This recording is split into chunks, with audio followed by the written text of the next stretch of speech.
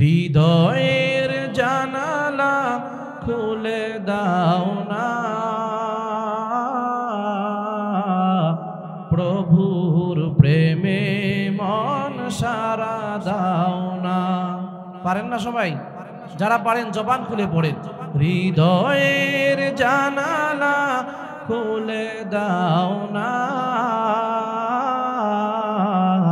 প্রভুর প্রেমে মন সারা দাও না, প্রভুর প্রেমে মন সারা দাও না। হৃদয়ের জানালা খুলে দাও না, প্রভুর প্রেমে মন সারা দাও না, প্রভুর প্রেমে মন সারা দাও না। বিশ্ব মালিক যিনি আল্লাহ মহান, সৃষ্টি তারি এই নিখিল জাহান। এই বিশ্বের মালিক কে? আওয়াজ করে মান বলেন, বিশ্বের মালিক কে? বিশ্ব মালিক যিনি আল্লাহ মহান, সৃষ্টি তারি এই নিখিল জাহান। তবু কেন তার ডাকে, তবু কেন তার ডাকে সাড়া দাও না, প্রভুর প্রেমে মন সারা দাও না। হৃদয়ের জানালা খুলে দাও না, প্রভুর প্রেমে মন সারা দাও না, প্রভুর ডাকে মন সারা দাও না। অসীম ক্ষমতা যার সবার উপর, যার নামে ভয়ে যাই ঝরনা নহর। ঠিক কিনা? অসীম ক্ষমতা যার সবার উপর, যার নামে ভয়ে যাই ঝরনা নহর। আল্লাহ আল্লাহ রবে, আল্লাহ আল্লাহ রবে সবে দেওয়ানা, প্রভুর প্রেমে মন সারা দাও না, প্রভুর প্রেমে মন সারা দাও না। খারাপ লাগে আপনাদের? তাহলে পড়েন আমার সাথে, হৃদয়ের জানালা খুলে দাও না, প্রভুর প্রেমে মন সারা দাও না, প্রভুর ডাকে কেন সারা দাও না। ক্ষমা যদি চাও ডুবে পাপ দরিয়ায়, ক্ষমা করে দিবে প্রভু দয়ার বিলাই। আল্লাহর ক্ষমা করার শক্তি আছে তো? সমস্ত ক্ষমার মালিক কে? আওয়াজ করে বলেন, ক্ষমার মালিক কে? ক্ষমা যদি চাও ডুবে পাপ দরিয়ায়, প্রভু দেবে ক্ষমা করে দয়ার বিলাই। দরবারে কেন তার,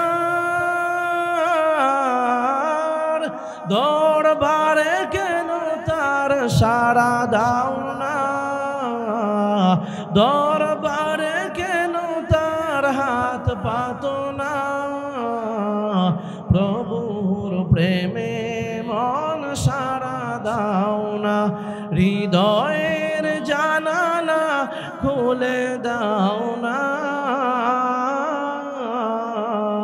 প্রভুর প্রেমে মন সারা দাও না, প্রভুর প্রেমে মন সারা দাও না।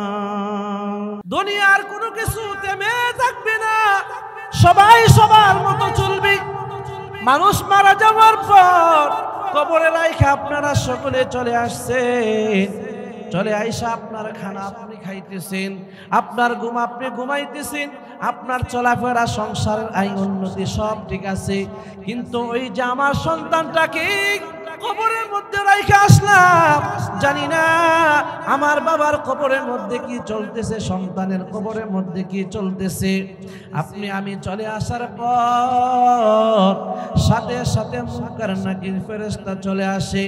ফেরেশতার প্রশ্ন শুরু হয়ে যায়। ওই ফেরেশতারা আপনাকে আমাকে জিজ্ঞেস করবে না তুমি কি মুফতি ছিলা নাকি মুহাদ্দিস ছিলা। ফেরেশতা কিন্তু জিজ্ঞাসা করবে না তুমি কত বড় বক্তা ছিলা, কত বড় ব্যবসায়িক ছিলা। ফেরেশতা কিন্তু জিজ্ঞেস করবে না তুমি প্রধানমন্ত্রী ছিলা নাকি মেম্বার ছিলা নাকি চেয়ারম্যান ছিলা। তোমাকে কিন্তু জিজ্ঞেস করবে না তোমার কয়টা বাড়ি ছিল, কয়টা গাড়ি ছিল। ওই ফেরেশতারা তোমাকে তিনটা প্রশ্ন করবে, মার রাব্বুকা ওয়া মা দীনুকা ওয়া মান নাবিয়্যুকা। ফেরেশতারা আপনাকে তিনটা প্রশ্ন করবে। এক নাম্বার প্রশ্ন করবে তোমার রবকে, দুই নাম্বার প্রশ্ন করবে তোমার নবীকে, তিন নাম্বার প্রশ্ন করবে তোমার দিন কি। ভালো আমল নিয়ে যদি কবরে যাইতে পারে, ভালো আমল নিয়া নামাজ দিয়া রোজা নিয়া যদি আপনি কবরে যাইতে পারেন, আপনি টাস টাস করে বলে দিতে পারবেন রাব্বি আল্লাহ, আমাদের রব একমাত্র আল্লাহ। আমাদের রব কে? আমাদের রব একমাত্র আল্লাহ। আমল নিয়ে যাইতে পারলে বলতে পারবেন আমার দিন হলো ইসলাম। আমল নিয়ে যাইতে পারলে বলতে পারবেন আমার নবী মুহাম্মাদুর রাসূলুল্লাহ। ওই কবর কিন্তু অশান্তির ঘর, ওই কবর কিন্তু পোকামাকড়ের ঘর, ওই কবর কিন্তু সাপ বিচ্ছুর ঘর। আল্লাহর নবী হাদিসের মধ্যে বলেন কবরের মধ্যে একটা সাপ, এমন একটা সাপ আল্লাহ ব্যবস্থা করে রাখছেন গুনাহগারকে, বেনামাজিরকে শাস্তি দেওয়ার জন্য। আল্লাহর নবীজি বলেছেন তুমি ফজরের নামাজ পড়ো নাই, ফজরের নামাজ না পড়িয়া তুমি কবরে গেছো, ওই যে কবরের মধ্যে বিষাক্ত সাপ, এই সাপের বর্ণনা দিতে গিয়ে নবীজি বলেন ওই সাপ বেনামাজিকে এমন ভাবে একটা ধ্বংস করবে গো, ধ্বংস করার সঙ্গে সঙ্গে ওই বেনামাজির লাশটা 70 গজ মাটির নিচে চলে যাবে। আল্লাহ নবীজি বলেন ওই সাপটা যদি মুহূর্তের জন্য সামান্য একবার দুনিয়ার জমিনে শ্বাস ছাড়ে, ওই সাপের মুখের বিষের মধ্যে আল্লাহ তাআলা এত বিষাক্ত বিষ আল্লাহ দিয়েছেন, ওই সাপের বিষের শ্বাসের কারণে সমস্ত মানুষ মুহূর্তের ভিতরে মারা যাবে। আল্লাহ ওই কবর আযাব থেকে আমাদেরকে বাঁচায়া দেন। আল্লাহ নবীজি বলেন তুমি বেনামাজি হইয়া ফজরের নামাজ না পড়িয়া তুমি কবরে গেছো। আল্লাহর নবীজি বলেন ফজরের নামাজ না পড়ার কারণে ফজর থেকে নিয়ে জোহর পর্যন্ত ওই সাপ তোমাকে দংশন করতে থাকবে, আর জোহরের নামাজ না পড়ার কারণে ওই সাপ কিন্তু জোহর থেকে আসর পর্যন্ত তোমাকে দংশন করতে থাকবে। আসরের নামাজ কাটাইয়া দিনা খেলাধুলায় ওই আসরের নামাজ না পড়ার কারণে আল্লাহ পাক রব্বুল আলামিনের সৃষ্টি ওই বিষাক্ত সাপ মাগরিব পর্যন্ত দংশন করবে। মাগরিবের নামাজ না পড়ার কারণে এশা পর্যন্ত দংশন করবে।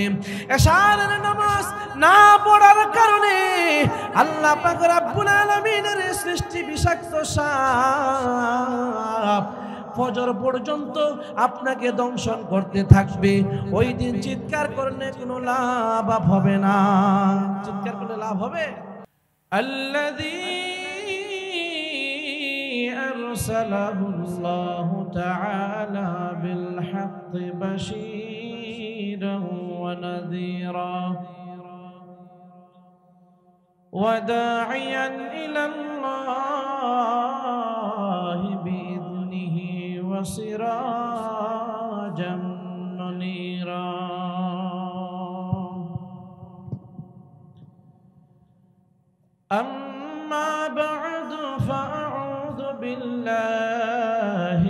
الشيطان الرجيم.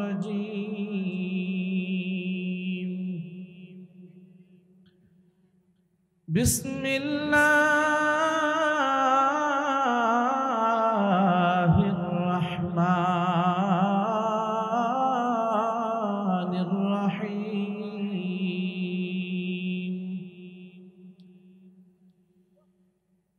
إنما المؤمنون الذين إذا ذكر الله وجلت قلوبهم وإذا تليت عليهم آياته زادتهم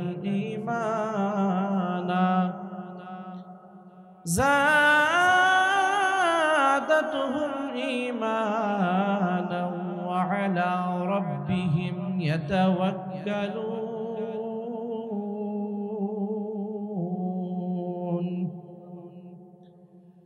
الذين يقيمون الصلاة ومما رزقناهم ينفقون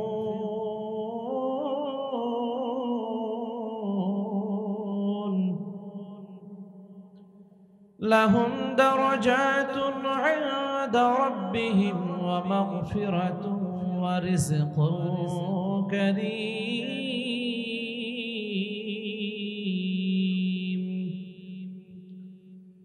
وقال رسول الله صلى الله عليه وسلم: خيركم من تعلم القرآن وعلمه، أو كما قال عليه الصلاة والسلام. وقال تعالى في شان حبيبه ومحبوبه ومعشوقه مخبرا وآمرا: إن الله وملائكته يصلون على النبي يا أيها الذين آمنوا صلوا عليه وسلموا تسليما. সকলেই নামাজের মধ্যে যে দুরূদ শরীফ আমরা পড়ি, দুরূদ ইব্রাহিম শ্রেষ্ঠ দুরূদ, জবান খুলে দিল খুলে আওয়াজ করে পড়ি। আল্লাহুম্মা সাল্লি আলা মুহাম্মাদিন ওয়া আলা আলি মুহাম্মাদ কামা সাল্লাইতা আলা ইব্রাহিম ওয়া আলা আলি ইব্রাহিম إنك حميد مجيد. اللهم بارك على محمد وعلى آل محمد كما باركت على إبراهيم وعلى آل إبراهيم إنك حميد مجيد. محمد آकर كفر को मिटाया, محمد ने आकर कुफ्र को मिटाया, कुफ्र को मिटा कर सदाकत बताया. बलगल उला बिकमालिही कशफत दुजा बिजमालिही हसनत जमी व खिसालिही सल्लु अलैहि व आलिही. ला इलाहा इल्लल्लाह, ला इलाहा इल्लल्लाह, ला इलाहा इल्लल्लाह, ला इलाहा इल्लल्लाह, ला इलाहा इल्लल्लाह. লা ইলাহা ইল্লাল্লাহ লা ইলাহা ইল্লাল্লাহ লা ইলাহা সুবহানাল্লাহ ওয়ালহামদুলিল্লাহ লা ইলাহা ইল্লাল্লাহ সুবহানাল্লাহ ওয়ালহামদুলিল্লাহ। জবান খুলে আওয়াজ করে লা ইলাহা ইল্লাল্লাহ লা ইলাহা ইল্লাল্লাহ লা ইলাহা।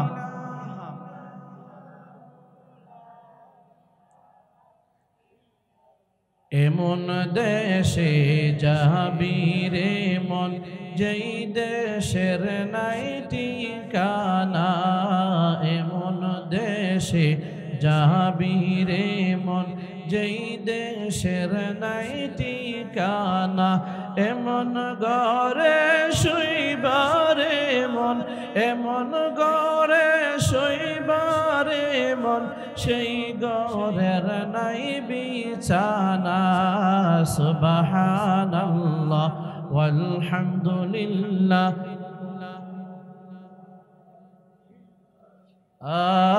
সুবহানাল্লাহ ওয়ালহামদুলিল্লাহ লা ইলাহা ইল্লাল্লাহ লা ইলাহা লা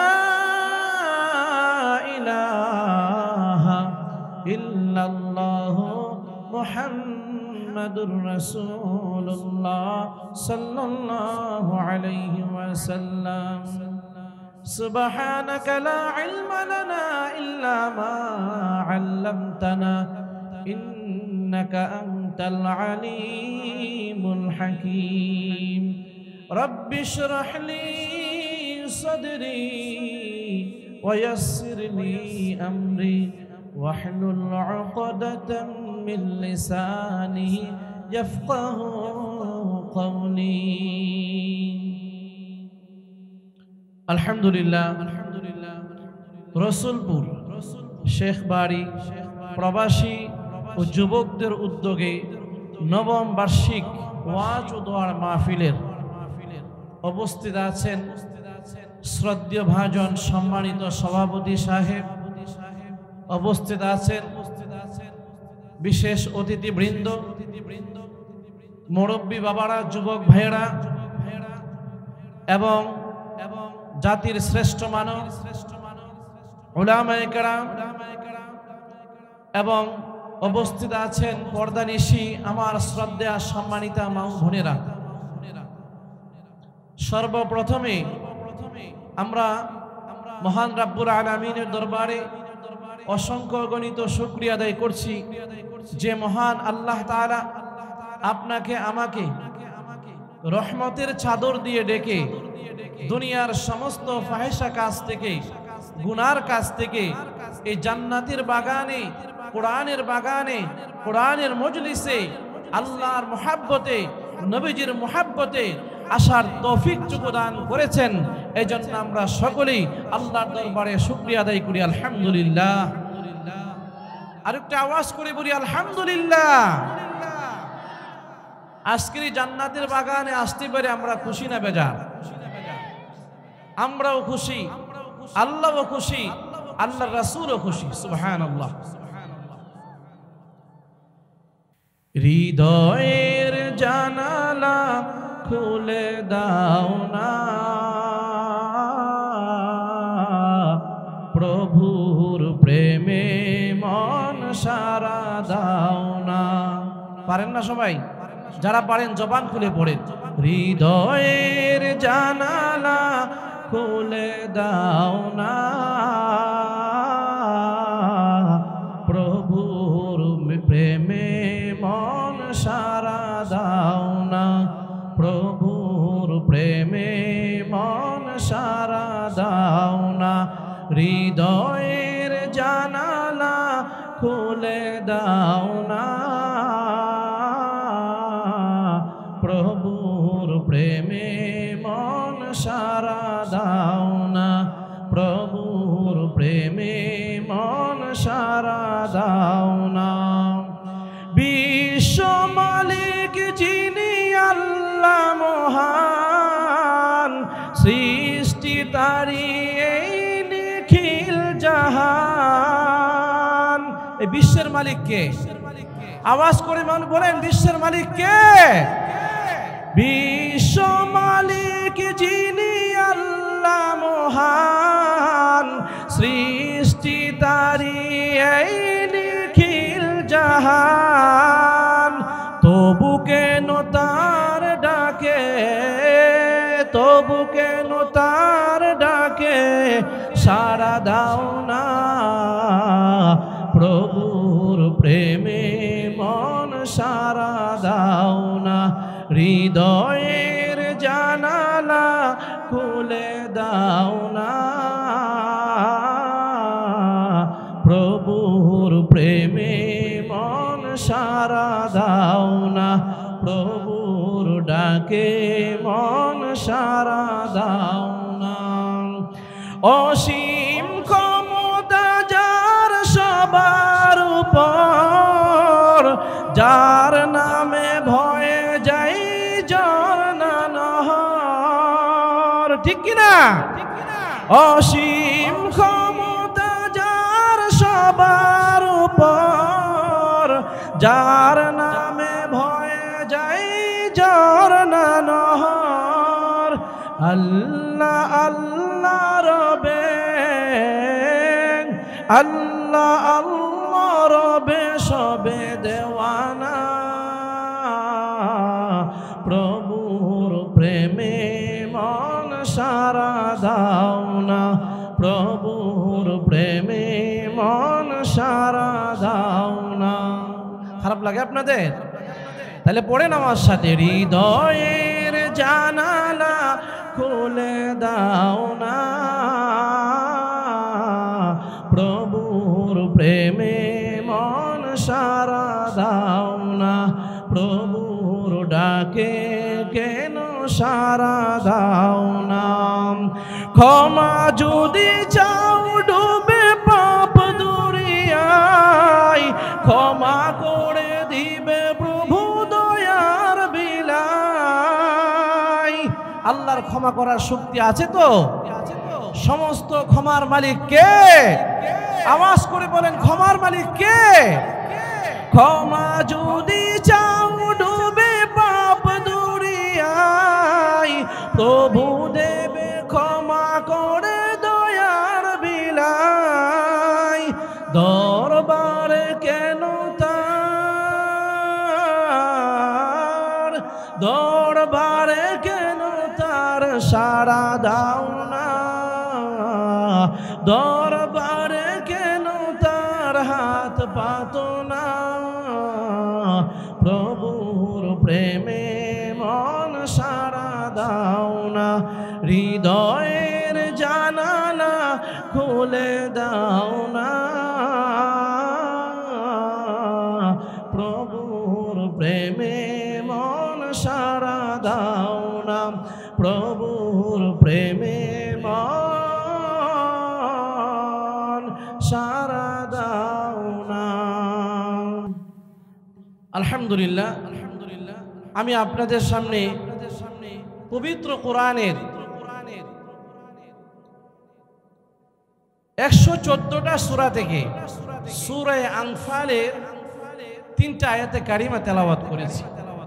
আল্লাহ পাক যদি আমাকে তৌফিক দান করেন, আপনারা যদি ধৈর্য সহকারে বসেন, তাহলে সংক্ষিপ্তভাবে কিছু আলোচনা করব।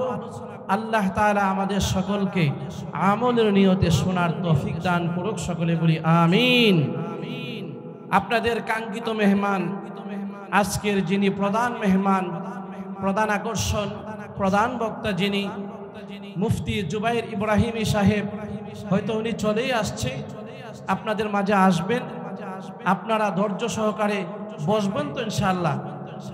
যেহেতু একটা বিষয়বস্তুর উপরে আলোচনা করব, একটু মনোযোগ দিয়ে শুনতে হবে। কারণ আলোচনা শোনার ক্ষেত্রে যদি আপনার আমার মনোযোগটা বিভিন্নভাবে ঘোরাফেরা করে, তাইলে কিন্তু আলোচনা 1 ঘন্টা 1.5 ঘন্টা আলোচনা শুনে কিছুই বোঝা যাবে না। ধৈর্য সহকারে মনটাকে এই জান্নাতের বাগানে জোর করে ধরে রাখবেন, কারণ নফসে আম্মারা শয়তান কিন্তু আপনার আমার পিছনে লেগে আছে, ঠিক কিনা বলে? শয়তান চায় কোরআনের মাহফিল থেকে আপনারা কিভাবে দূরে সরানো যায়, জান্নাতের বাগান থেকে কিভাবে আপনাকে বের করা যায়। আল্লাহ তাআলা বলেন, ইন্নাশ শাইতানা, নিশ্চয়ই শয়তান, আদুউম মুবিন, মানুষের চিরশত্রু। শয়তান কি মানুষের চিরশত্রু?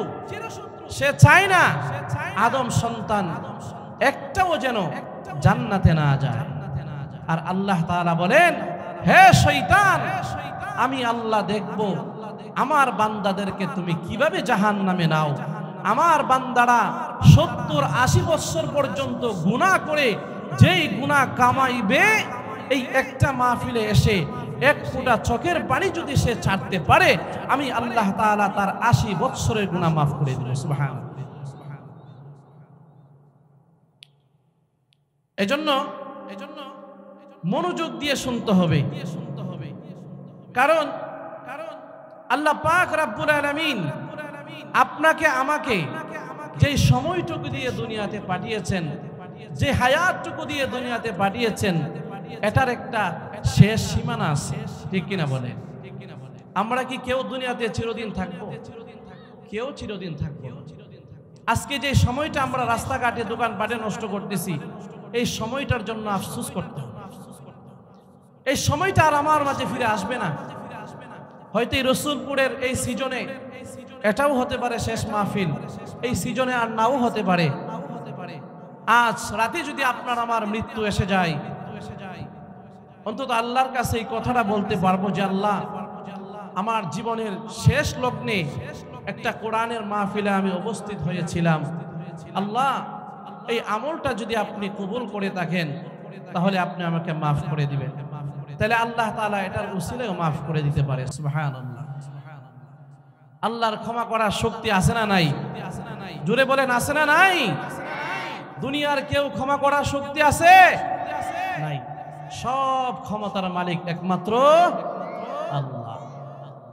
আর আল্লাহ তাআলা আপনাকে আমাকে দুনিয়াতে পাঠিয়েছেন নির্দিষ্ট সময়সীমা দিয়া, আর নির্দিষ্ট একটা উদ্দেশ্য দিয়ে আল্লাহ দুনিয়াতে আপনাকে আমাকে পাঠিয়েছেন।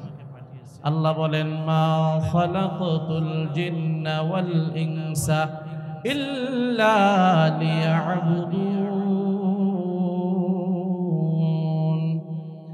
আল্লাহ পাক রব্বুল আলামিন বলেন, ও পৃথিবীর মানুষ, আমি আল্লাহ পাক রব্বুল আলামিন তোমাকে দুনিয়ার মধ্যে পাঠাইলাম একটা নির্দিষ্ট সময় দিয়া, নির্দিষ্ট একটা হায়াত দিয়া আমি আল্লাহ তোমাকে দুনিয়াতে পাঠিয়েছি। ও মানুষ, আমি আল্লাহ পাক রব্বুল আলামিন মানুষ এবং জিনকে সৃষ্টি করেছি একমাত্র আমার গোলামি করার জন্য। আমি আল্লাহ পাক রব্বুল আলামিন মানুষকে সৃষ্টি করেছি আমি আল্লাহর গোলামি করার জন্য। আমি আল্লাহ মানুষ বানাইলাম বড় আদর করে, মোহাব্বত করে, বড় মোহাব্বত করে আমি আল্লাহ মানুষ বানাইলাম। আমি আল্লাহ পাক রব্বুল আলামিন আসমান জমিন গোটা পৃথিবী আমি আল্লাহ তাআলা মাত্র 6 দিনে আমি আল্লাহ সৃষ্টি করেছি। আর আমি আল্লাহ মানুষকে বড় মোহাব্বত করি, বড় ভালোবাসি। আমি আল্লাহ পাক রব্বুল আলামিন এই মানুষকে মায়ের গর্ভের ভিতরে আমি আল্লাহ তাআলা 10 মাস 10 দিন লাগাইয়া আমি আল্লাহ তাআলা এই মানুষকে সৃষ্টি করেছি বড় লম্বা সময় লাগাইয়া। আল্লাহ পাক রব্বুল আলামিন এই মানুষ বানাইলেন কত আদর করে, কত মহব্বত করে। শুনে আল্লাহ আসমান বানাইলেন, কখনো বলেন না এটা আমার আসমান। আল্লাহ পাক রব্বুল আলামিন এই জমিন বানাইলেন, কখনো বলে না এটা আমার জমিন। আল্লাহ তাআলা সূর্য বানাইলেন, কখনো বলেন না এটা আমার সূর্য। আল্লাহ তাআলা চন্দ্র বানাইলেন, কখনো বলেন না এটা আমার চন্দ্র। কিন্তু আল্লাহ পাক রব্বুল আলামিন মানুষকে কত আদর করে, মহব্বত করে। মানুষকে আল্লাহ কত মহব্বত করে। আল্লাহ তাআলা নিজেই বলতেছেন, লাকাদ খালাকনাল ইনসানা ফি আহসানি তাকওয়িম। আল্লাহ পাক রব্বুল আলামিন বলেন, আমি আল্লাহ পাক রব্বুল আলামিন এই মানুষকে সর্বশ্রেষ্ঠ বানাইয়া, সর্বশ্রেষ্ঠ সুন্দর বানাইয়া আমি আল্লাহ তাআলা মানুষকে সৃষ্টি করেছি। হতে পারো তুমি কালো, হতে পারো তুমি বেঠে, তোমার চেহারার গঠন ঠিক নাই, হতে পারো তুমি লম্বা, হতে পারো নাই, তোমার নমুনা তেমন ভালো না। আমার আল্লাহ পাক রব্বুল আলামিন উনার কাছে লম্বা, বেঠে, কালো, সুন্দর সমস্ত মানুষ সমান। এরপরেও আল্লাহ পাক রব্বুল আলামিন বলেন, আমি মানুষকে বড় সুন্দর করে বানাইলাম। মানুষের চাইতে সুন্দর আমি আল্লাহ তাআলা কোন প্রাণী বানাই নাই। সুবহানাল্লাহ। এই মানুষ আমি আল্লাহর কাছে এত দামি, ওই মানুষ তার গোটা দেহটাকে আমি আল্লাহ তাআলা এত সুন্দর করে বানাইলাম। তাকে আমি আল্লাহ তাআলা চক্ষু দান করলাম, তাকে আমি আল্লাহ সুন্দর একটা জিহ্বা দান করলাম। আমি আল্লাহ তাকে বুঝার জন্য ব্রেন দান করলাম। আমি আল্লাহ পাক রব্বুল আলামিন ওই মানুষের দেহের ভিতরে দামি দামি অনেকগুলি যন্ত্র আমি আল্লাহ দিয়েছি। আপনাকে যদি জিজ্ঞেস করা হয়, ও বান্দা তোমার একটা চক্ষু আমাকে দিয়ে দাও, আমরা কেউ দিব না। আজকে আমি যদি আপনাকে বলি, ভাই আপনাকে আমি 1 কোটি টাকা দেব, একটা চক্ষু আমাকে দিয়ে দেন, দিবেন নাকি? আল্লাহ তাআলা কোরআনের মধ্যে বলেন, আলাম নাজআল লাহু আইনাইন ওয়া লিসানান ওয়া শাফাতাইন। আল্লাহ পাক রব্বুল আলামিন বলেন, আমি আল্লাহ তোমাকে 2টা চক্ষু দান করেছি। আমি আল্লাহ কথা বলার জন্য একটা জিহ্বা দিয়েছি। আমি আল্লাহ তাআলা 2 জিহ্বাকে হেফাজত করার জন্য 2টা ঠোঁট আমি আল্লাহ তোমাকে দান করেছি। আমি আল্লাহ পাক রব্বুল আলামিন এত মহব্বত করে, এত সুন্দর করে আমি আল্লাহ তোমাকে এত সুন্দর একটা জিহ্বা দান করেছি। ওই জিহ্বা দিয়া যদি তোমরা কোরআনের তেলাওয়াত করো, ওই জিহ্বা দিয়া যদি তোমরা সত্য কথা বলো, আর চোখ দিয়ে যদি তোমরা দেখে দেখে কোরআনের তেলাওয়াত করো, আল্লাহ পাক রব্বুল আলামিন তোমার প্রতি সন্তুষ্ট হয়ে যাবে। সুবহানাল্লাহ। এই জন্য আল্লাহ পাক রব্বুল আলামিন মানুষকে বড় মহব্বত করে বানাইলেন। আর সেই মানুষ দুনিয়াতে আইসা টাকাওয়ালা হইয়া, বাড়িওয়ালা হইয়া, গাড়িওয়ালা হইয়া আমার আল্লাহকে ভুলে যায়। আমার আল্লাহ পাক রব্বুল আলামিন চান না আমার একটা বান্দা জাহান্নামে যাক। আমার আল্লাহ পাক রব্বুল আলামিন উনি তো চায় আমার সমস্ত মানুষদেরকে আমি জান্নাতে দিয়ে দিব। আল্লাহ পাক রব্বুল আলামিন জাহান্নাম কোন মুমিন বান্দার জন্য বানাই নাই। আল্লাহ পাক রব্বুল আলামিন জাহান্নাম কোন ইমানদার বান্দাদের জন্য বানায় নাই। আল্লাহ পাক রব্বুল আলামিন জাহান্নাম বানিয়েছেন কাফের বেঈমানদের জন্য। আজকে আমরা মুসলমানের ঘরে জন্ম নিয়া ওই হাতের দ্বারা গুনাহ করে, চোখের দ্বারা গুনাহ করে, জবানের দ্বারা গুনাহ করে আমরা আমাদের জায়গাটা জাহান্নামে করে নিতেছি রে ভাই। আল্লাহ পাক রব্বুল আলামিন কোরআনের মধ্যে বলে দিলেন, ও আমার মুসলমান, বান্দারা রে, ইয়া আইয়ুহাল্লাযীনা আমানুত্তাকুল্লাহ, হে দুনিয়ার সমস্ত ঈমানদারেরা, আমি আল্লাহকে তোমরা ভয় করো। কারণ আমি আল্লাহকে যদি তোমরা ভয় করতে পারো, আমি আল্লাহর ভয় তোমাকে এমন মহব্বত করবে, আমি আল্লাহর ভয় তোমার দিলের মধ্যে যদি তুমি সৃষ্টি করতে পারো, আল্লাহর ভয় তোমাকে দুনিয়ার সমস্ত গুনাহ থেকে বাঁচাইয়া দিবে। আল্লাহ পাক রব্বুল আলামিন উনি চান না ওনার একটা বান্দা জাহান্নামে যাক। জাহান্নাম তো বানিয়েছেন বেঈমান কাফেরদের জন্য, জান্নাত বানিয়েছেন ইমানদার ইমানওয়ালা মুসলমানদের জন্য। একটু চোখটা বন্ধ করে দেখেন না, দুনিয়াতে আপনি এমন কোন আমল করেছেননি যেই আমলের দোহাই দিয়া একটু দিলটা বন্ধ করে, চোখ দুইটা বন্ধ করে আর দিলটাকে নরম করে একটু চিন্তা করে দেখেন না, এই দুনিয়াতে আসার পরে এমন কোন আমল করছেননি যেই আমলটা একমাত্র আল্লাহর জন্য করছেন, দুনিয়ার কোন মানুষকে দেখাবার জন্য করেন নাই।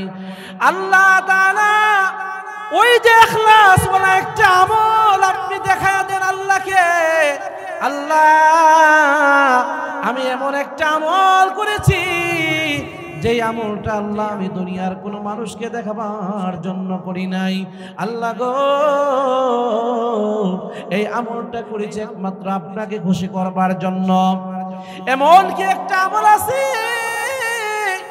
কবরে যাওয়ার পর যে আমলটার দোহাই দিয়া আল্লাহকে এই কথা বলতে পারবেন, আল্লাহ এই আমলটার উসিলায় আপনি আমাকে মাফ করে দেন?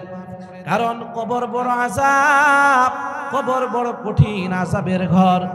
নবীজি বলেন, কোন মানুষ যদি গুনাহ নিয়ে কবরে যায়, ওই কবরের কঠিন আযাব কোন মানুষ সহ্য করতে পারবে না। কবরের মধ্যে এমন আযাব আল্লাহ রাখছেন, এই যে গোটা দুনিয়াটা আপনার আমার জন্য আল্লাহ সাজিয়ে দিয়েছেন, দুনিয়ার মধ্যে যে কোনো ভাবে আপনি সব জায়গায় যাইতে পারেন। দুনিয়ার মধ্যে নরম বিছানার ব্যবস্থা আছে, নরম বিছানার ব্যবস্থা আছে, কিন্তু কবরের মধ্যে ভাই আপনার বাবা সন্তানের যখন মারা যায়, সন্তান মারা যাওয়ার পর ওই সন্তানকে জিনিস মানুষগুলি সবাই ঘর থেকে বের করে দেয়। ঘর থেকে বের করে দেওয়ার পর ওই সন্তানটাকে মানুষ গোসল করায়, গোসল করাইয়া জানাজার মাঠে নেওয়া হয়। জানাজার মাঠে নেওয়ার পর ওই মানুষটাকে ক্ষমা করে দেওয়ার জন্য মানুষগুলি মানুষের কাছে ক্ষমা চায়। ক্ষমা চাওয়ার পর জানাজার নামাজ শেষ হয়ে গেল। জানাজার নামাজ পড়াইয়া বাবা সন্তানের লাশটাকে কাঁধে করে নেওয়া যায়। সন্তান মা বাবার লাশটাকে কাঁধে করে নেওয়া যায় গুরুস্থানে, ওই কবর দেশে রওনা হয়ে যায়। কবর দেশে রওনা হওয়ার পর ওই মানুষটাকে, মৃত মানুষটাকে ওই কবরের মধ্যে রাইখা মাটি চাপা দিয়া সমস্ত মানুষগুলি চলে আসে। বাবা এত আদর করে সন্তানটাকে লালন পালন করলো, মা কত আদর করে সন্তানটাকে লালন পালন করলো, কিন্তু কবরে রাখার পর মা বাড়িতে কান্দে, বাবা কিন্তু কবরে আপনার সাথে থাকে না। মানুষগুলি সবাই চলে আসে, 2 দিন 3 দিন হয়ে গেল সন্তানটা মারা গেছে। পরের দিন কান্দে, দ্বিতীয় দিন কান্দে, চতুর্থ দিন পর্যন্ত কান্দে, কিন্তু সন্তানের কথা আর মনে থাকে না, কান্না বন্ধ হয়ে যায়। ঠিক কিনা বলেন? ওই দিন অনলাইনে দেখলাম এক বাড়িতে বিবাহের অনুষ্ঠান শুরু হয়েছে। মেয়েকে বিদায় দিবে, বিবাহের অনুষ্ঠান শেষ করে অন্য দিক দিয়ে বিবাহের আয়োজন, বিবাহের খানা চলতেছে, আর অন্য পাশে বাড়ির মালিক লাশ হয়ে পড়ে আছে। আপনি আমি যদি মারা যাই, আপনার আমার জন্য দুনিয়ার কোনো কিছু কিন্তু থেমে থাকবে না। ঠিক কিনা বলেন? দুনিয়ার কোনো কিছু থেমে থাকবে না, সবাই সবার মতো চলবে। মানুষ মারা যাওয়ার পর কবরে রাইখা আপনারা সকলে চলে আসছেন, চলে আইসা আপনার খানা আপনি খাইতেছেন, আপনার ঘুম আপনি ঘুমাইতেছেন, আপনার চলাফেরা সংসারের আইন উন্নতি সব ঠিক আছে, কিন্তু ওই যে আমার সন্তানটাকে কবরের মধ্যে রাইখা আসলাম, জানি না আমার বাবার কবরের মধ্যে কি চলতেছে, সন্তানের কবরের মধ্যে কি চলতেছে। আপনি আমি চলে আসার পর সাথে সাথে মুনকার নাকির ফেরেশতা চলে আসে, ফেরেশতার প্রশ্ন শুরু হয়ে যায়। ওই ফেরেশতারা আপনাকে আমাকে জিজ্ঞেস করবে না তুমি কি মুফতি ছিলা নাকি মুহাদ্দিস ছিলা। ফেরেশতা কিন্তু জিজ্ঞাসা করবে না তুমি কত বড় বক্তা ছিলা, কত বড় ব্যবসায়িক ছিলা। ফেরেশতা কিন্তু জিজ্ঞেস করবে না তুমি প্রধানমন্ত্রী ছিলা নাকি মেম্বার ছিলা নাকি চেয়ারম্যান ছিলা। তোমাকে কিন্তু জিজ্ঞেস করবে না তোমার কয়টা বাড়ি ছিল, কয়টা গাড়ি ছিল। ওই ফেরেশতারা তোমাকে তিনটা প্রশ্ন করবে, মার রাব্বুকা ওয়া মা দীনুকা ওয়া মান নাবিয়্যুকা। ফেরেশতারা আপনাকে তিনটা প্রশ্ন করবে। এক নাম্বার প্রশ্ন করবে তোমার রবকে, দুই নাম্বার প্রশ্ন করবে তোমার নবীকে, তিন নাম্বার প্রশ্ন করবে তোমার দিন কি। ভালো আমল নিয়ে যদি কবরে যাইতে পারে,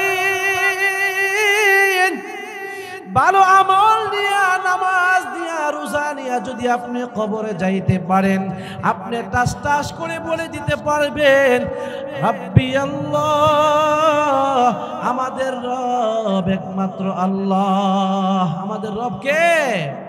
আমাদের রব একমাত্র আল্লাহ। আমল নিয়ে যাইতে পারলে বলতে পারবেন আমার দিন হলো ইসলাম। আমল নিয়ে যাইতে পারলে বলতে পারবেন আমার নবী মুহাম্মাদুর রাসূলুল্লাহ। ওই কবর কিন্তু অশান্তির ঘর, ওই কবর কিন্তু পোকামাকড়ের ঘর, ওই কবর কিন্তু সাপ বিচ্ছুর ঘর।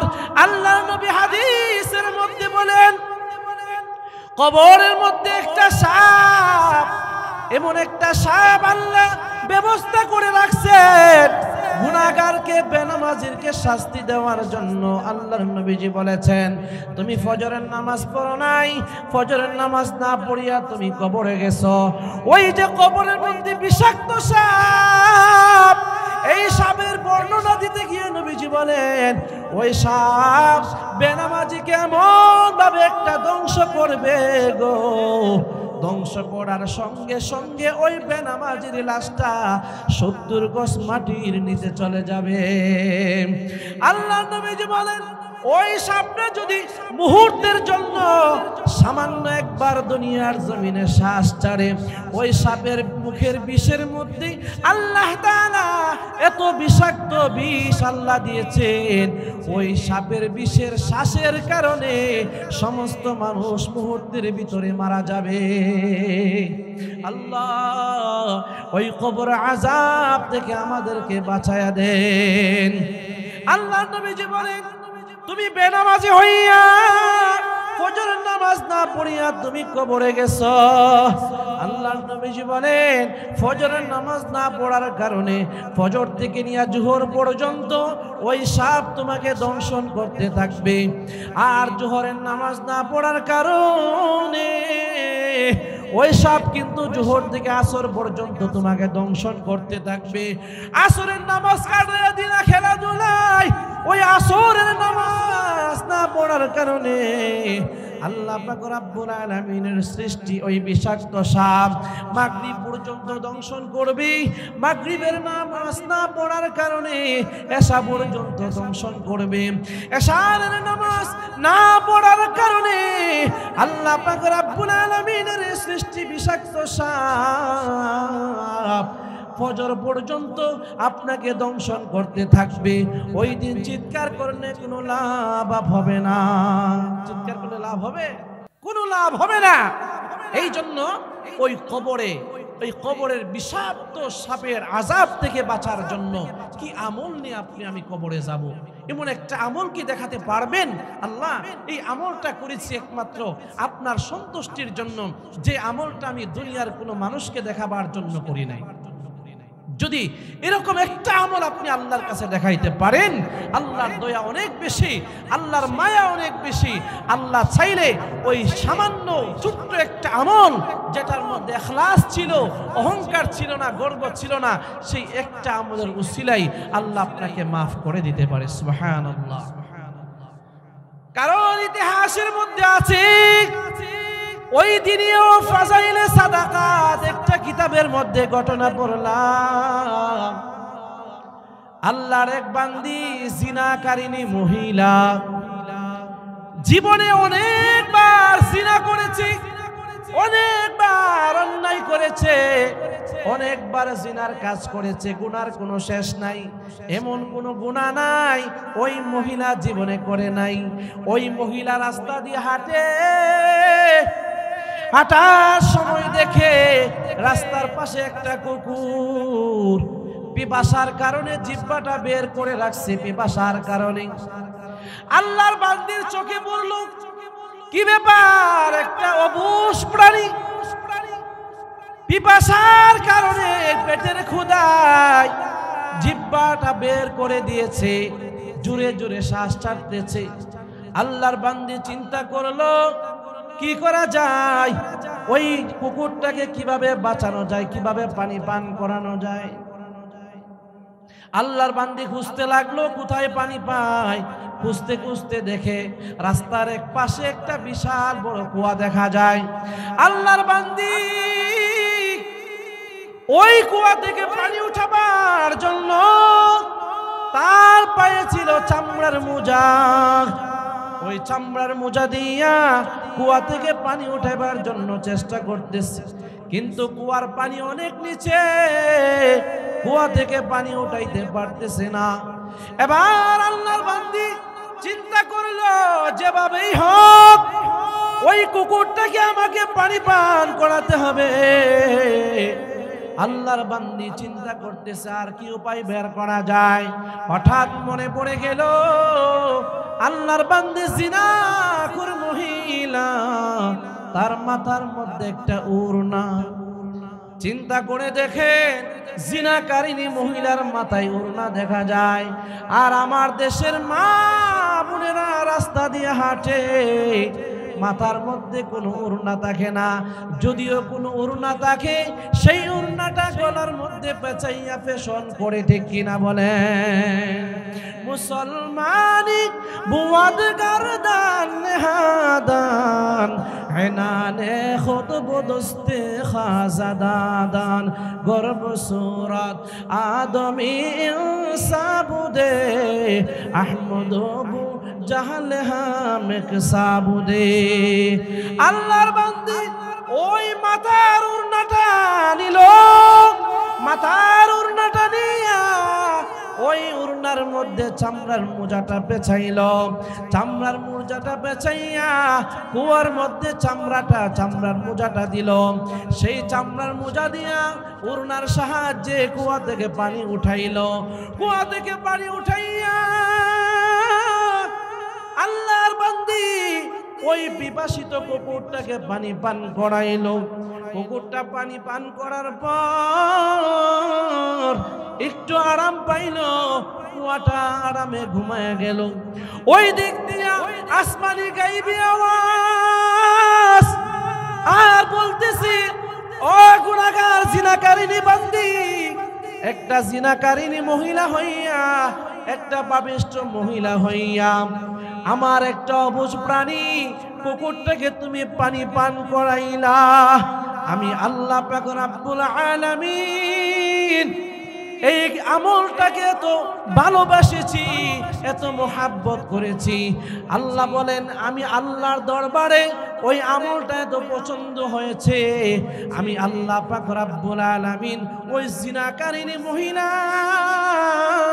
তোর জীবনের গুনাহগুলি আমি আল্লাহ মাফ করে দিলাম। আল্লাহর নবী সাহাবীদেরকে এই ঘটনা শোনাইলেন। একটা জিনাকারিনী মহিলাকে যদি আল্লাহ তাআলা মাফ করতে পারেন, তাহলে আমাকে আপনাকে মাফ করতে পারে কিনা বলেন? জীবনে যত গুনাহই করেন, কোনো গুনার জন্য কোনো গুনার জন্য আল্লাহ ক্ষমা করে না, এরকম কোনো হাদিস নাই। তবে আল্লাহ তাআলা দু শ্রেণীর মানুষকে আল্লাহ কখনো ক্ষমা করে না। এক শ্রেণীর মানুষ হলো যারা আল্লাহর সাথে শিরিক করে। কি করে? আল্লাহর সাথে যারা শিরিক করে। দুই নাম্বার গুনাহ হলো যারা বান্দার হক নষ্ট করে, যারা বাবা হইয়া সন্তানের হক নষ্ট করে, সন্তান হইয়া মা বাবার হক নষ্ট করে। অনেক সন্তান মা বাবার হক নষ্ট করে, কারণ আল্লাহর নবীজি বলেন সন্তানের হক আছে মা বাবার উপরে, মা বাবার হক আছে সন্তানের উপরে। মা বাবার হক হলো সন্তানের কাছে পাওনা, সন্তান মা বাবার খেদমত করবে। কোন সন্তান যদি মা বাবার খেদমত না করে, মা বাবার সাথে ভালো আচরণ না করে, আল্লাহ পাক রব্বুল আলামিন ওই সন্তানের প্রতি অসন্তুষ্ট হয়ে যায়। কোন সন্তান যদি মা বাবার মনে আঘাত দেয়, মা বাবার গালিগালাজ করে, মা বাবার সাথে খারাপ আচরণ করে, ওই মা বাবা যদি ক্ষমা না করে, স্বয়ং আল্লাহও ক্ষমা করে না। নাউজুবিল্লাহ বলেন। তাইলে দু শ্রেণীর মানুষকে আল্লাহ ক্ষমা করে না। একটা হলো যারা বান্দার হক নষ্ট করে, আর দুই নাম্বার হলো যারা শিরিক গুনাহ করে। নাউজুবিল্লাহ বলেন। এবার চিন্তা করে দেখুন না, কবরে যদি আমরা যাব, একদিন মরে যাব, কবরে যাওয়ার সময় কি আমল নিয়ে যাব? কারণ কবরের মধ্যে অনেক ভয়। তবে যদি একটা গুণ নিয়ে যদি আপনি কবরে নিয়ে যাইতে পারেন, একটা টাইটেল যদি আপনি কবরে নিয়ে যাইতে পারেন, আল্লাহর নবীজি বলেন, আল্লাহ তাআলা বলেন একটা টাইটেল, আর সেটা হলো মুমিন। ওই মুমিন নামক টাইটেল যদি তুমি কবরে নিতে পারো, তোমাকে কবরে রাখতে দেরি হবে, তোমার কবরটা জান্নাতের বাগান হতে মুহূর্ত দেরি হবে না। সুবহানাল্লাহ বলেন। মুমিন বান্দার দাম আল্লাহর কাছে কম না বেশি? ইমানদারের দাম আল্লাহর কাছে কম না বেশি? ইমানদারের দাম আল্লাহর কাছে অনেক বেশি। নবীজি বলেন, লা তাকুমুস সাআতা হাত্তা ইউকালু ফিল আরদি আল্লাহ আল্লাহ। আল্লাহর নবীজি বলেন, ও পৃথিবীর উম্মতেরা রে শুনো, ভালো করে শুনো, আল্লাহ পাক রব্বুল আলামিনের কাছে ঈমানওয়ালার দাম এত বেশি, মুমিনের দাম এত বেশি। লা তাকুমুস সাআতা, ততক্ষণ পর্যন্ত এই দুনিয়াটা আল্লাহ ধ্বংসন করতে করবে না। হাত্তা ইউকালু ফিল আরদি আল্লাহ আল্লাহ, যতক্ষণ পর্যন্ত এই দুনিয়ার জমিনে আল্লাহ আল্লাহ বলনেওয়ালা একজন মুমিন যতক্ষণ দুনিয়াতে থাকবে, আল্লাহ তাআলা ওই মুমিন বান্দার ওসিলায় দুনিয়া ধ্বংস করবে না। মুমিন বান্দার দাম আল্লাহর কাছে এত বেশি। সেই মুমিন হতে গেলে আপনার আমার জন্য 5টা গুণ লাগবে। কয়টা গুণ? মনোযোগ দিয়ে শুনতে হবে। কয়টা গুণ লাগবে? আমার আয়াতের বিষয়বস্তুর মধ্যে আমি ঢুকে যাচ্ছি। এই মুমিন হওয়ার জন্য দুনিয়াতে অনেক মানুষ মেম্বারে হওয়ার জন্য পাগল, চেয়ারম্যান হওয়ার জন্য পাগল, মন্ত্রী এমপি হওয়ার জন্য পাগল, মুফতি মুহাদ্দিস বক্তা হওয়ার জন্য পাগল, আর কিছু মানুষ ইমানদার মুমিন হওয়ার জন্য পাগল। ঠিক কিনা বলে? কারণ আল্লাহর দরবারে মুফতি মুহাদ্দিস কোনো দাম নাই, আল্লাহর দরবারে মেম্বার চেয়ারম্যানের কোনো দাম নাই, আল্লাহর দরবারে ঈমানওয়ালার বড় দাম। আল্লাহ পাক রব্বুল আলামিন বলবেন, ঈমান এনেছো কিনা? ঈমান যারা আনতে পারবে আল্লাহ পাক রব্বুল আলামিন তাকে জান্নাত দিবেন। কারণ ঈমান নামক টাইটেল এত বড় দামি। ঈমান নামক টাইটেল নিয়ে যদি আমরা কবরে যাইতে পারি, আল্লাহ পাক রব্বুল আলামিন আপনার আমার জন্য কবর আযাব মাফ করে দিবেন। এই ইমানদার মুমিন হওয়ার জন্য 5টা গুণ লাগবে। কয়টা গুণ? 1 নাম্বার গুণ হলো আল্লাহ তাআলা বলেন, ইন্নামাল মুমিনুনা আল্লাযীনা ইযা যুকিরাল্লাহু ওয়াজিলাত কুলুবুহুম। আল্লাহ পাক রব্বুল আলামিন কোরআনের মধ্যে বলেন, মুমিন যদি হতে চাও, মুমিন হওয়ার জন্য প্রথম নাম্বারের গুণ লাগবে ইদা যুকিরাল্লাহু ওয়াজিলাত কুলুবুহুম। এক নম্বরের গুণ হওয়া লাগবে, এক নম্বরের গুণ হলো ইদা যুকিরাল্লাহু, যখন আল্লাহ নামের ধ্বনি তোমার কানে শব্দ পৌঁছে, আল্লাহ নামের ধ্বনি যখন তুমি শুনতে পাও, তখন তোমার দিলের মধ্যে কম্পন সৃষ্টি হতে হবে। দিলের মধ্যে যদি কম্পন সৃষ্টি হয়ে যায়, দিলের মধ্যে যদি কোনো নাড়াচাড়া হয়, না না ফজর আজানে মুয়াজ্জিন আল্লাহু আকবারের ধ্বনি দিয়া ডাক দিছে, এখন যদি আপনি আরামের ঘুম হারাম করিয়া মসজিদে গিয়া নামাজটা আদায় করতে পারেন, আল্লাহ পাক রব্বুল আলামিনের খাতায় আল্লাহর কাছে আপনি মুমিন হিসাবে নিজেকে পরিচয় দিতে পারবে। এক নম্বরের গুণ কি? ইদা যুকিরাল্লাহু ওয়াজিলাত কুলুবুহুম, যে আল্লাহ নামের ধ্বনি, আল্লাহু আকবার, এই শব্দটা যখন আপনার কানে বেজে উঠলো, বেজে ওঠার সঙ্গে সঙ্গে আপনার মধ্যে একটা পরিবর্তন হওয়া লাগবে। যে পরিবর্তনটা কি? আমি বসে আছি, আমি দাঁড়িয়ে যাব, আজান হয়ে গেছে, মসজিদে চলে যাব। ঠিক কিনা বলেন? এটা হলো মুমিনের আলামত। আল্লাহর নবীর সাহাবী হযরতে আলী রাদিয়াল্লাহু আনহু অভ্যাস ছিল, যখন আজান হইতো, আল্লাহ নামের ধ্বনি যখন শব্দটা যখন আসার সঙ্গে সঙ্গে আলী রাদিয়াল্লাহু আনহুর শরীরের মধ্যে কম্পন সৃষ্টি হয়ে যায়। সাহাবায়ে কেরাম জিজ্ঞেস করলেন, আলী কি ব্যাপার, তোমার শরীরের মধ্যে এত কম্পন সৃষ্টি হইল কেন? আলী রাদিয়াল্লাহু আনহু বলে, ওই যে শুনতে পাও মসজিদ থেকে আল্লাহ নামের ধ্বনি আসতেছে, আমি যখন আল্লাহর নামে সাড়া দিয়া মসজিদে না যাই, তাহলে আমি আল্লাহর কাছে কি জবাব দেব? সুবহানাল্লাহ। এই আল্লাহ নামের ধ্বনি শোনার সঙ্গে সঙ্গে দিলের মধ্যে যাদের পরিবর্তন আসে, দিলের মধ্যে যাদের কম্পন সৃষ্টি হয়, আল্লাহ বলেন এরাই আমি আল্লাহর কাছে মুমিন। সুবহানাল্লাহ।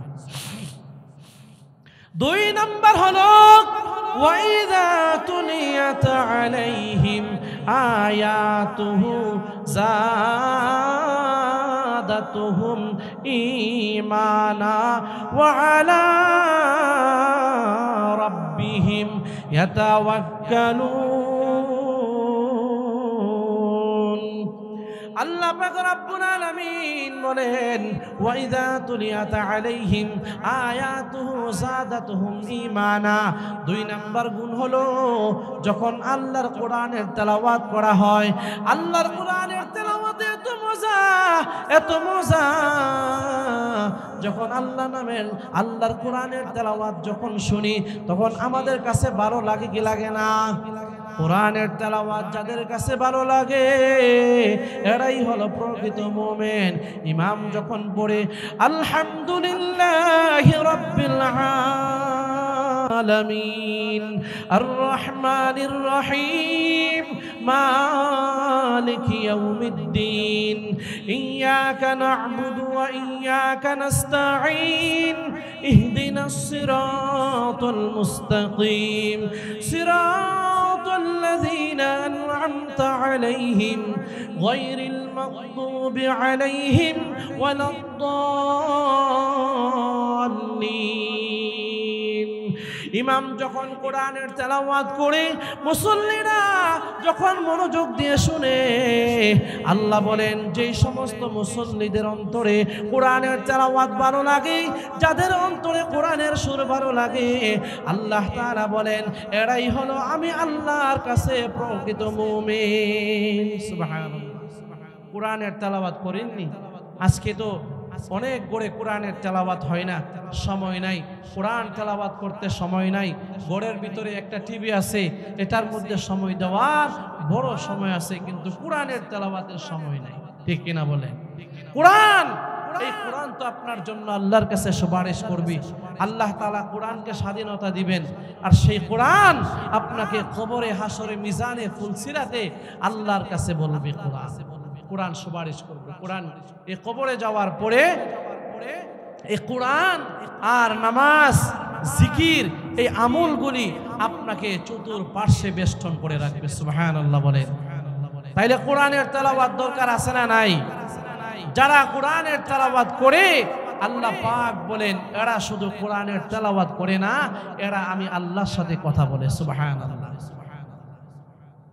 আল্লাহ পাক রব্বুল আলামিন কোরআন ওয়ালাদেরকে এত ভালোবাসেন, এত মহব্বত করেন, কিয়ামতের ময়দানে কোরআনকে আল্লাহ স্বাধীনতা দিবেন।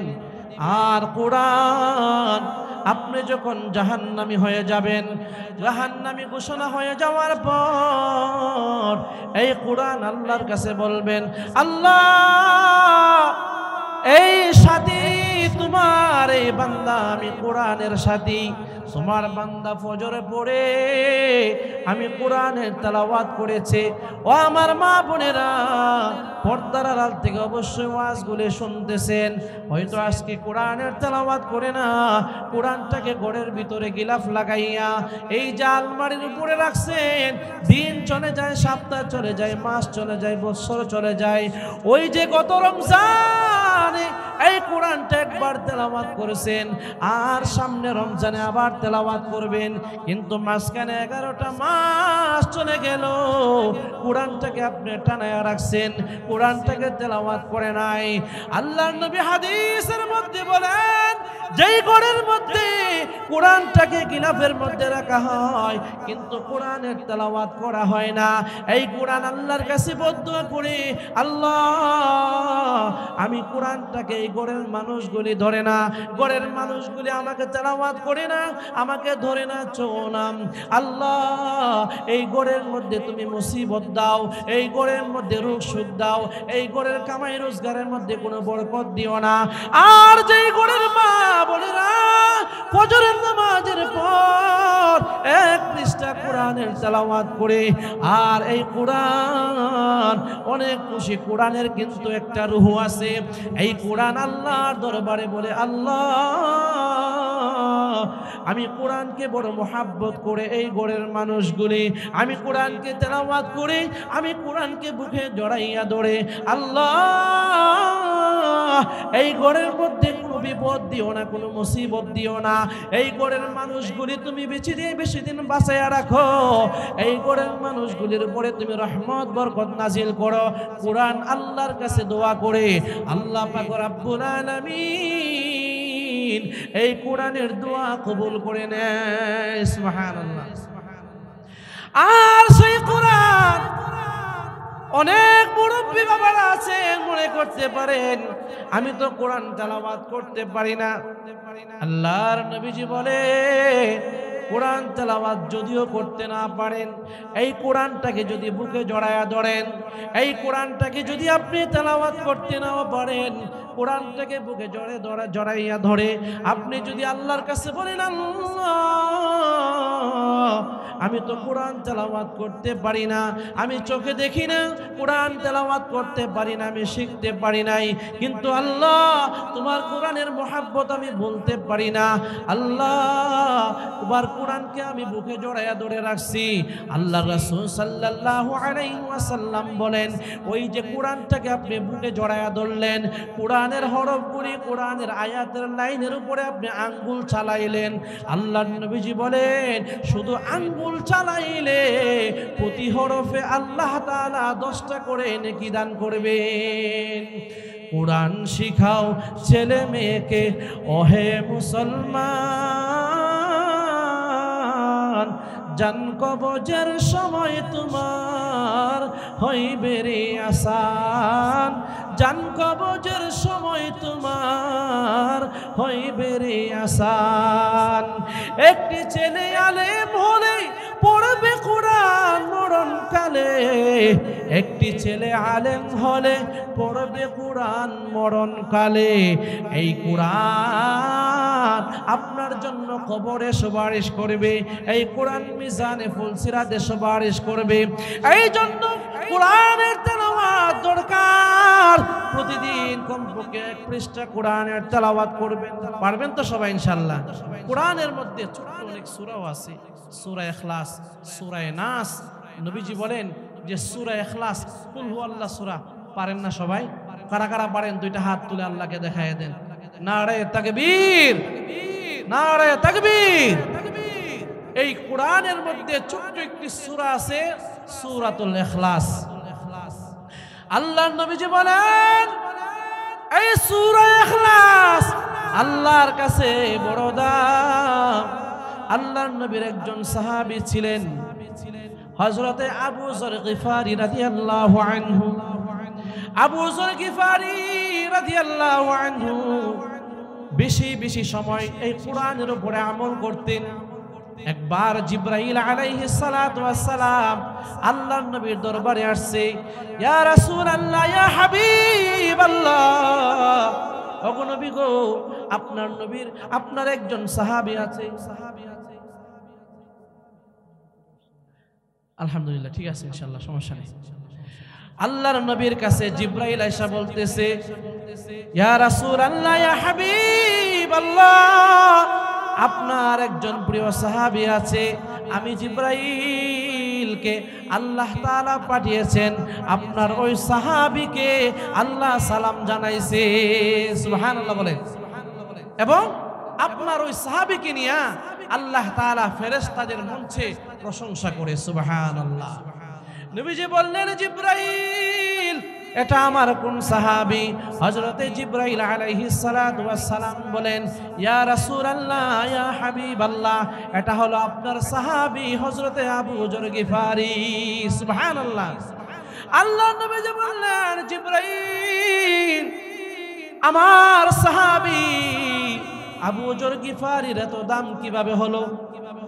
এবার জিবরাইল বললেন, ইয়া রাসূলুল্লাহ, ইয়া হাবিবাল্লাহ, আপনার নবী, হে রাসূলুল্লাহ, আপনার সাহাবী আবু যর গিফারি বেশি বেশি সময়, সব সময় সূরাতুল ইখলাস, কুল হুয়াল্লাহ সূরার উপরে আমল করে, এই জন্য আল্লাহ পাক রব্বুল আলামিনের কাছে এত প্রিয় হয়ে গেছে।